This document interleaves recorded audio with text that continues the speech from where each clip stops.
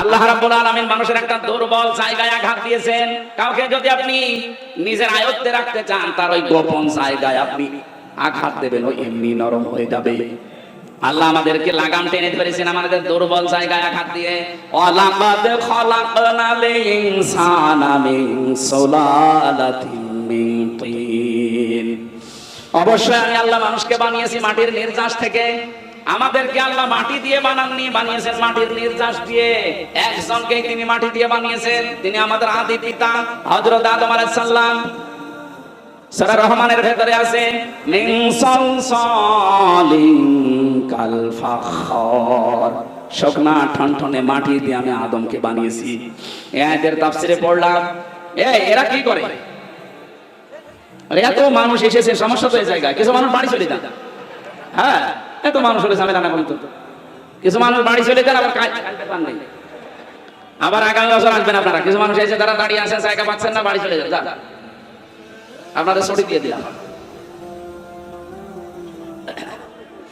আমার ভাইরা একটু ভালো করে দাঁড়িয়ে আছেন, দাঁড়িয়ে থাকেন, একটু শুনতে দেন মানুষকে। দেখেন তো কত মানুষ বসে আছে।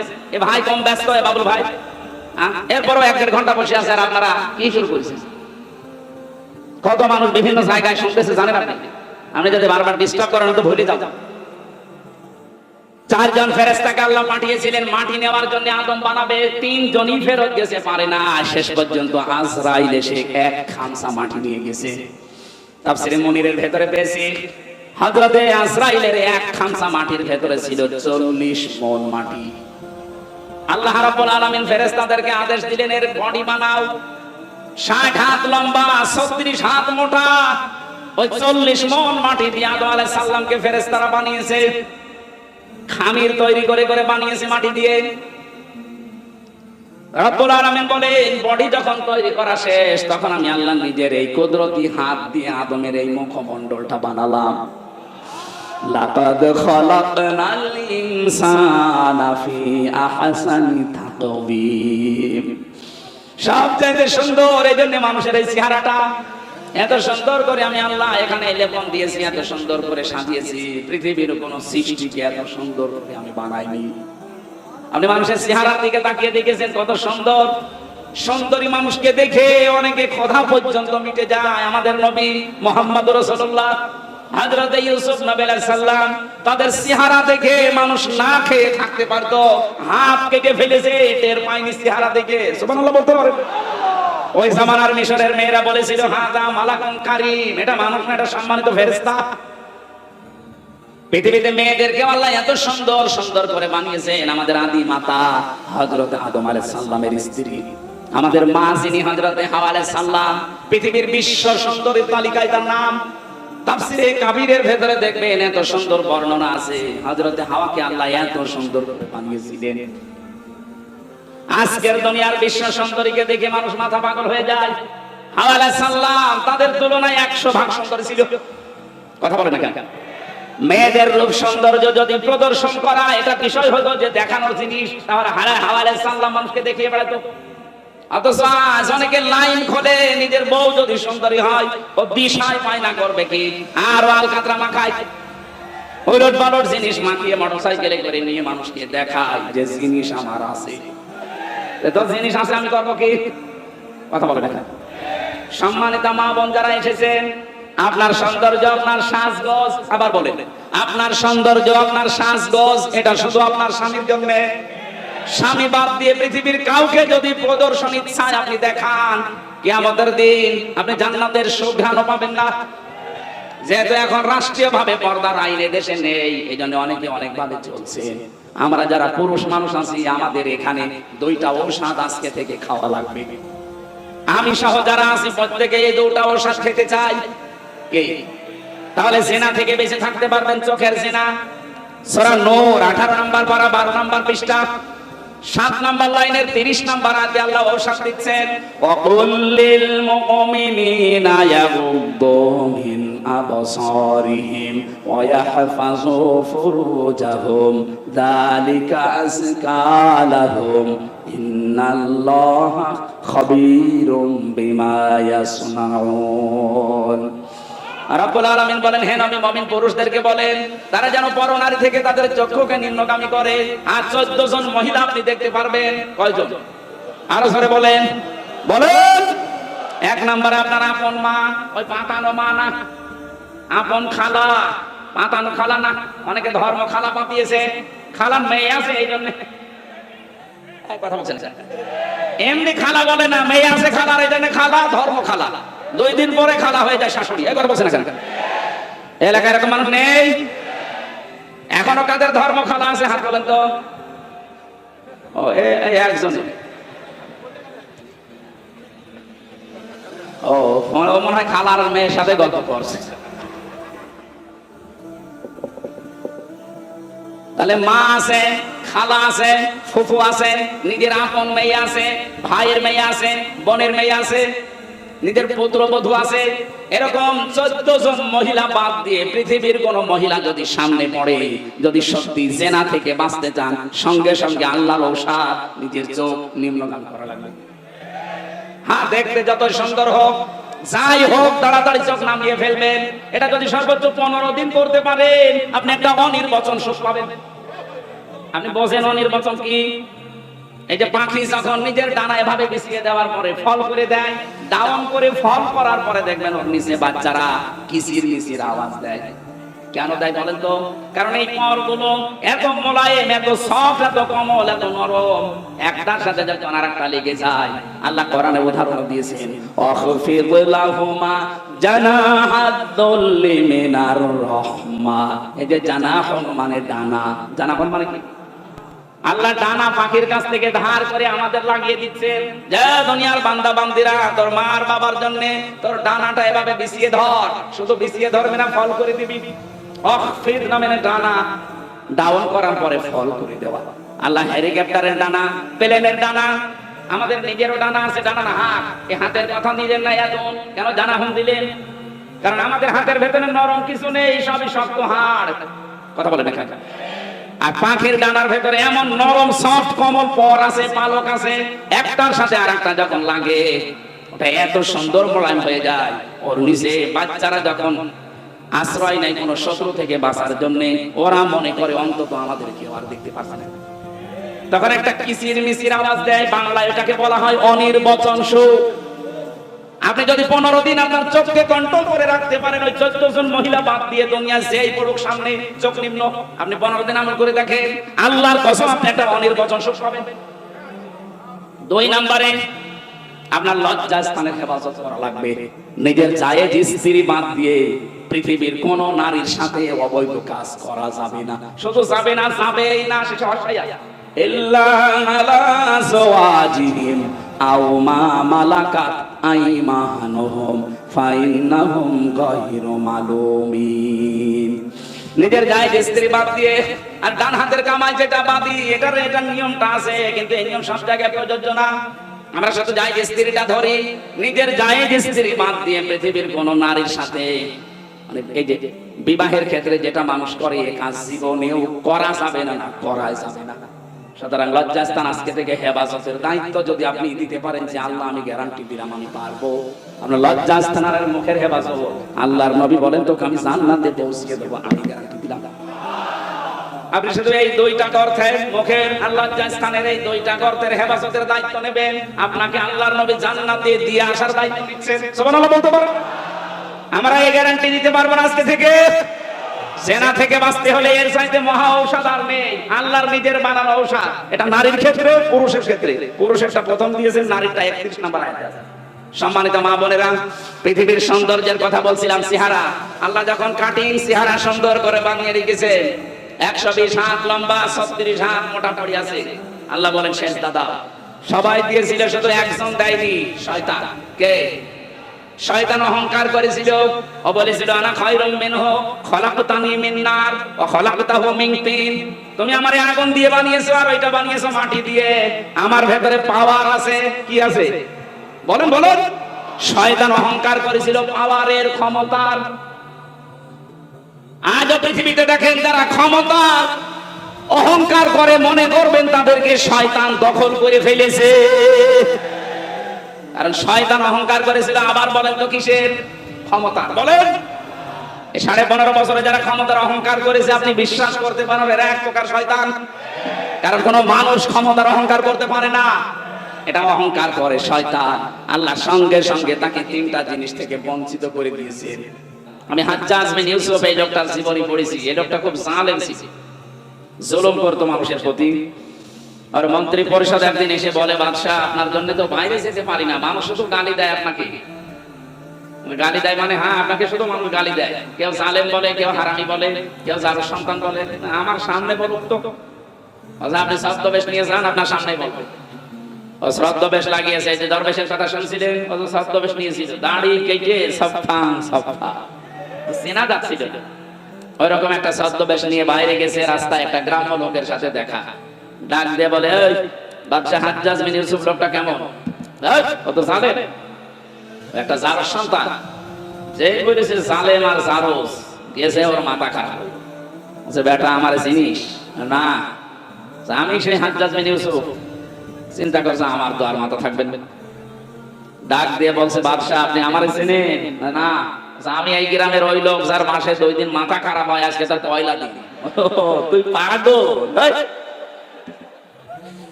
তোর 2 দিন মাসে মাথা খারাপ হয়, আজকে পয়লা দিন, তার মানে আরেকদিনও মাথা খারাপ হবে এই মাসে। তোর সাথে কথা বলে যা, ওই দিন কিন্তু পাগল বলে বেশি গিয়েছিস। কথা বলছে না? আমরাও এই 15.5 বছরে পাগল বলে বেশি আছি। কথা বলছে? তাছাড়া পাগল না হলে আমরাও তো থাকতাম সবাই করবে, অথবা অনেককে ইলিয়াস আলীর মতো গুম করে দিত। আমার বিশ্ববিদ্যালয়ের 2 জন 8-9 বছর হয়ে গেল ওলিউল্লাহ মুকাদ্দাস এখনো পাওয়া যায়নি। মিনি আয়না ঘর এবং বড় আয়না ঘরে কত মানুষ ছিল, কতগুলো মানুষ এভাবে তারা লিখে রাখতো এই আঙ্গুল দিয়ে, এত বড় বড় নখ হয়ে যায়। 5 বছর 7 বছর 8 বছর 10 বছর 14 বছর পড়ে আছে, কেউ জানে না। তারা দেওয়ালের সাথে লিখে রাখতো ভাঙা ভাঙা অক্ষরে এই আঙ্গুল দিয়ে, যে ভাই যদি বাইরে কেউ যেতে পারি না, আমার এই নাম্বারে জানাবেন যে আমি বেঁচে আছি। এখনো পর্যন্ত দেখি অনেকে জালেমের সাফাই গায়। আপনি মানুষ,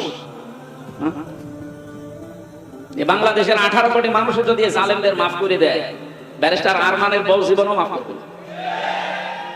আপনি বাস্তবতা বোঝেন কিছু? কত ঝড় গেছে এই মানুষগুলোর উপরে। আমার 10 দিনেই আমার জীবন শেষ, আর তারা আজ 10 বছর 8 বছর। আলেমদেরকে যত অপমান করেছিল, আল্লাহ ডবল অপমান এখন তাদেরকে করছে। এই জন্য সাবধান থাকবো আমরা। আলেমরা নবীর ওয়ারিস সরাসরি, আল উলামা ওয়ারাসাতুল আম্বিয়া, নবীর উত্তরাধিকারী তারা। নবীর গায়ে হাত দিলে যা হতো, আলেমদের গায়ে হাত দিলে তাই হবে। আলেম আবার আলেমের মতো হওয়া লাগবে। আলেম যদি আবার জালেমের চাইতে খারাপ হয়, ওরে পিটানোই ভালো। আলেম ছিল না জালেমদের পক্ষে? কথা বলে না কেন? ওই রকম আলেম না। কত বড় দুর্নীতিগ্রস্ত হলে দেশটা যে জাতীয় মসজিদের ইমামও পালিয়ে যায়। আবার কোথায় নামাবেন দেশটা বলে? একটা মসজিদের ইমাম, তাও বাংলাদেশের কেন্দ্রীয় মসজিদ, জাতীয় মসজিদ, তার ইমামও পালিয়ে গেছে। এসেছিল আবার জোর করে ইমামতি নেওয়ার জন্য, জনগণ জুতা দিয়ে পিটিয়েছে। পরের দিন আবার স্ট্যাটাস দিয়েছে যে জনগণ জুতা মেরেছে কিন্তু আমার গায়ে লাগেনি। আরে শয়তান, বাড়ি একেবারে জায়গা মতো তো, এই জন্য এরকম কথা বলে। লজ্জা শরম তো কিচ্ছু নেই, এই কথা বলে না। আমার মনে হয় ম্যাডাম খালেদা জিয়া যা বলেছিল যে নামটা পাল্টানো দরকার, আসলে ওই নাম পাল্টানো দরকার। অভিশপ্ত নাম, নামটার ভেতরে কেমন যেন একটা অভিশপ্ত জিনিস লুকিয়ে আছে। কি গয়কার কয়াকার বাকি নাম বললাম না, যে এই নাম কোনদিন মুসলমানরা রাখে। মুসলমানরা রাখবে গোলাপ, অন্তত গোপাল বাদ দিয়ে গোলাপগঞ্জ দেওয়া দরকার, একটা ফুলের নাম, যেন একটু সুঘ্রাণ আসে। এই জন্য পাগল বলে যারা এতদিন অন্তত বেঁচে আছি, আমাদের শিক্ষা নেওয়া দরকার আজকে। এই জালেম যারা বিদায় নিল, এই জালেমদের পরিণতি কি হয়েছে আল্লাহ আমাদেরকে একটু দেখিয়েছে। সূরা নমল 19 নম্বর পারা 20 নম্বর পৃষ্ঠা 7 নম্বর লাইনের 52 নম্বর আয়াতে কথা বলে কি? আর মোবাইলটা কেটে দিন। খুব জোরে হলে পেছন থেকে কেটে পড়বে, কথা বলা যাবে না। আমি বললাম না 2টা শর্ত মানা লাগবে, তারপরে এখানে রহমত নাযিল হবে। একটা শুনতে তো হবে, শুধু সামিয়া দিলে তো শুনতে পারতাম না। আল্লাহ বলেন না ফাসতামিউ, একেবারে অ্যাক্টিভ হয়ে শোনা লাগবে, মনোযোগ সহকারে। কারণ এখন এটা ইবাদত চলছে, যতক্ষণ বসে থাকবেন আর যাই হোক গুনাহ হচ্ছে, এই কথা বলে না কেন? আর গুনাহ যদি না হয় বিপরীত যেটা সওয়াব মাস্ট বি হবে। এক একটা অক্ষর শুনবেন 10টা করে নেকি পেয়ে যাবেন। সুবহানাল্লাহ বলতে পারেন না? আল্লাহ রাব্বুল আলামিন বলেন ফাতিল কাবুয়ুতুহুম খাবিয়াতাম বিমা যালামু। এখানে যারা আলেম বসে আছেন, আল্লাহ হযরত লূত আলাইহিস সালামের কাহিনীটা নবীকে জানিয়েছেন, আমাদেরকে শোনাচ্ছেন কেন? আল্লাহ যেন তার আঙ্গুল দিয়ে ভাবে দেখাচ্ছেন। ফাতিল কাবুয়ুতুহুম, বাইতুন না, বহু বচন দিয়েছেন। আল্লাহ বলেন এই সেই ঘরগুলো খাবিয়াতান, আমি জনশূন্য করে দিয়েছি, পরিত্যক্ত বানিয়ে দিয়েছি। বিমা যালামু, এই জালেমদের জুলুমের কারণে। কারণ যে জমিনে জুলুম করা হয় ওই জমিনটা পর্যন্ত আল্লাহর কাছে অভিশপ্ত হয়ে যায়। একটা কত বাস্তব 2024 5 আগস্টের বিকাল 5টা বাজতে বাজতে আল্লাহ মনে হচ্ছে আমাদেরকে চোখে আঙ্গুল দিয়ে দেখিয়েছে। কথা বলে না কেন? আপনি একটু তাকিয়ে দেখেন জালেমদের যত বাড়ি ঘর সারা বাংলাদেশে। তো আমি ঘুরছি 630টা থানার প্রায় জায়গায় আমার যাওয়া শেষ। আমি এই 3 মাস কয়েকদিনের ভেতরে ঘোরাঘুরি করে যা দেখলাম জালেমদের কোনো বাড়ি দেশে আর নেই। আপনি আমার কুষ্টিয়ার দিকে তাকান, হানিফের বাড়ি, কুষ্টিয়ায় হানিফ সাহেবের বাড়ি কয়েকদিন আগে আমি পাশ দিয়ে আসলাম, দেখলাম জাতীয় টয়লেট হয়ে গেছে। একবারে 4-5 জন করে যাচ্ছে, কেউ এদিকে কেউ এদিকে কেউ এদিকে কেউ এদিকে, মনে হচ্ছে জামাতবদ্ধ টয়লেট চলছে। আল্লাহ কেন এমন করে দিলেন? আল্লাহ পাক বলেন ইন্না ফি যালিকা লাআয়াতাল লিকাওমিন ইয়ালামুন। আলেম ভাইরা বলেন তো এখানে লামে তাকিদ দিয়ে আল্লাহ কি বুঝিয়েছে? যত তাফসীর আমি মিলিয়েছি এই লাম তাকিদের সাথে আধুনিক তাফসীরের মুফাসসির একরাম বলতে চাচ্ছেন আল্লাহ যেন আপনাদেরকেও দেখাচ্ছেন পৃথিবীর মানুষেরা সাবধান, এর ভেতরে কিন্তু শিক্ষা আছে যদি জ্ঞানী হয়ে থাকো। কি শিক্ষা আমরা নিতে পারি? এই 15.5 বছরে ওদের এত গভীরে শিকড় ছিল জালেমদের। আপনি তাকান, একেবারে দারওয়ান থেকে শুরু করে সংসদ পর্যন্ত সব জায়গায় ওদের লোক সেট করা ছিল। এমনকি কারাগারে, কথা বলে না, কারাগারে আলেমদের কষ্ট দেওয়ার জন্য আলাদা কিছু মানুষ ওদের সেট করা ছিল। সুব্রত বালা, দেবদুলাল, আমি নিজে পেয়েছি এদের আচরণগুলো। এই মানুষগুলো এমনি সাধারণ মানুষের সাথে যা করে, আমার আর মামুনুল হক আলেম যারা ছিলাম তাদের সাথে আচরণ আলাদা করে। আল্লাহ রাব্বুল আলামিন বলেন এখানে ওদের শিকড় সব জায়গায় ওরা গেঁথে রেখেছিল। আমি দেখেছি তারেক জিয়া সাহেবের পিএস অপু ভাই ছিল, ওনার বন্ধু গিয়াসউদ্দিন মামুন ভাই ছিল, ওনাদের দিকে সিসি ক্যামেরা দিয়ে মাওলানা মামুনুল হকের দিকে ক্যামেরা দিয়ে আলাদা ভাবে বসে বসে দেখতো যে এদের সাথে কেউ কথা বলে কিনা। আরে জালেমরা এমনিতেই তো জুলুম করিস, এরপরে আবার সবকিছু বন্ধ করে দিয়ে 3টা বছর আমাদেরকে যোগাযোগ করতে দেয়নি। ফাঁসির আসামিরা 7 দিন পর পর সরকারের টেলিফোনে কথা বলতো। আর আলেম যারা আমরা 76 জন ছিলাম, আমাদের জন্য সব বন্ধ। জামাত ইসলাম আর হেফাজতে ইসলাম নাম শুনলেই বলতো না, এদের যোগাযোগ বিচ্ছিন্ন। আপনার চেয়ার এমনি পড়ে যায়নি, আল্লাহ নিজে মনে হচ্ছে ফেলে দিয়েছে। আল্লাহ রাব্বুল আলামিন বলেন এখানে তোদের শিক্ষা, এদের বিশাল শিকড় যদি আমি আল্লাহ কেটে দিতে পারি, কেটে দিয়েছে কে এটার ফাইল কিন্তু জানা নেই। এটা সূরা আনআম 7 নাম্বার পারার 12 নাম্বার পৃষ্ঠা 4 নাম্বার লাইনের 45 নাম্বার আয়াতের প্রথম অংশে আছে ফাকতিআ দাবিরুল কওমিল্লাযিনা যালামু, জালেমদের শিকড় কেটে দেওয়া হয়ে গেছে। অতিয়া এটা মজল, কেটেছে কে ফাইল জানা নেই। আপনি তাই দেখতে পাবেন 5 আগস্টের বিকাল 5টা বাজতে বাজতে জালেমদের বাড়ি ঘর, ওদের অফিস সবগুলো গড়িয়ে দিয়েছে। কে ভেঙেছে? আপনি বলতে পারবেন যে হানিফের বাড়ি অমুক ভেঙেছে? না, আপনি পাবেন না, মনে আছে ফেরেশতা ভেঙে দিয়েছে। এই জন্য তো পুতিয়া দিয়েছে যে ফাইলই নেই। তাহলে আমরা এখান থেকে কি নিতে পারি? এদের এত বড় শিকড় যদি আল্লাহ একেবারে মাটি থেকে উপড়িয়ে ফেলতে পারে, ওদের বাড়ি ঘর এখন জনশূন্য পরিত্যক্ত। মনে করছেন শুধু কুষ্টিয়ার হানিফের বাড়ি না, সারা বাংলাদেশের অবস্থা এক। যেখানে যেখানে গেছি জালেমদের বাড়ি ঘর গুলো, আমি পরশু দিনও ছিলাম কিশোরগঞ্জে, এক জালেমের বাড়ি দেখলাম, ওইটাও জাতীয় টয়লেট। হানিফের বাড়ি তো 5-6 জন যায়, এখানে দেখছি 8-10 জন একসাথে যাচ্ছে। আমি একটা কারণ খুঁজে পেয়েছি আমার নিজের জীবন থেকে। হজে গিয়েছিলাম 16 সালে, বললাম না ইশারায় করবেন, কথা বলেন কেন? কাবা শরীফ তাওয়াফ করার পরে আবার উপরে গেলাম, হঠাৎ দেখি পেটে যন্ত্রণা ব্যথা। এক পুলিশকে ডাক দিয়ে বললাম, ইয়া আখি তাল, এদিকে আসেন ভাই। মানে আসার পরে জিজ্ঞাসা করছে, কি ইয়া হাজিউল হুজ্জাত আইনা বিলাদুকা, আজি দেশ কোথায়? জি তুমি বাংলাদেশ। বাংলাদেশ থেকে এসেছি। আমরা কি সমস্যা? হ্যাঁ এখানে মুশকিল আছে, আমার পেটে ব্যথা। এখানে ফার্মেসি কোথায়? আমারে বলছে ফার্মেসি লাগবে না, পেটে ব্যথা কেন টের পান না? না তো এই জায়গাটা তো আবু জেহেলের বাড়ি, আপনি এখনো পায়খানা না করে দাঁড়িয়ে আছেন, তাড়াতাড়ি করেন। পায়খানা করে দেখি আমার পেটের ব্যথা ভালো হয়ে গেছে। আমার তো মনে হচ্ছে জালেমদের যত বাড়ি বাংলাদেশে সবগুলো যেহেতু অভিশপ্ত, সবগুলো এখন উজাড় গৃহ, পরিত্যক্ত টয়লেট হয়ে গেছে। এদেশের মানুষের পেটে ব্যথা হলে প্রসাবের চাপ দিলে ওই জায়গায় যে কাজ। এরপরও যদি আপনার শিক্ষা না হয়, এজন্য আমাদের শিক্ষা নেওয়ার বিষয় কিন্তু এখনো বলিনি।